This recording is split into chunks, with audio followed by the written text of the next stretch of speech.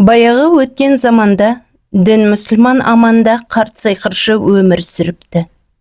Бірде оны хан шақыртады. Бұл арада айта кету керек, хан өз өмірінде басынан әсте қайғы шекпейді. Сондықтан да ол жауыз болады деседі. Сөйтіп сиқыршы ханға келеді. Хан тұрып: «Мен сені ғаламат сиқыршы деп естідім. Кәне, өнеріңді көрсетші» дейді. Тақсыр: «Нені көргіңіз келеді?» «Не көрсетсең де бәрібір» дейді шыдамсыздана хан. «Жақсы, шашкеге ыстық шай құй да оны қасыма әкеп қой, өзің есік сыртына шыға тұр». Хан айтқанды екі етпейді.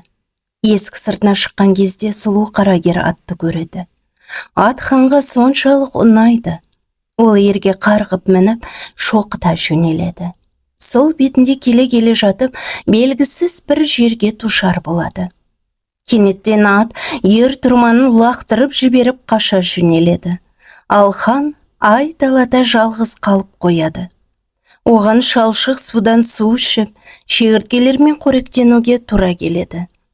Қарны ашып, қалжыраған хан аяқтарын тәлтіріктей басып, далада қаңғи береді. Жан-жақтың бәріне қарап, ішіп жемдік ештеме таппайды. Сөйтіп жүргенде оған арық-тұрақ кішкентай екі баласы бар кәрі кемпір кезіге кетеді. Кемпір ханға өзінің бүкіл дүние мүлкін ханның жинаушылары алып кеткенін, балалардың енді ішіп жемдік ештемесі қалмағанын әңгімелейді. Хан олармен бірге өмір сүре бастайды. Жазғытұрымғы шақта баланың біреуі ауырып қайтыс болады. Хан оған қатты қайғырады. Ол бір төмпешік тастың үстіне отырып алып, зар илеп жылайды.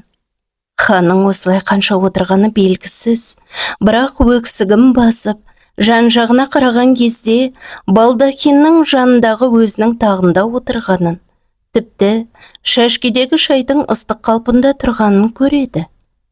Ал хан: «Адам қайғысын басыңнан кештің бе?» деп сұрайды қарт сиқыршы.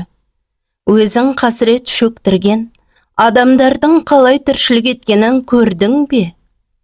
Сөйтіп қарт сиқыршы ғайып болады.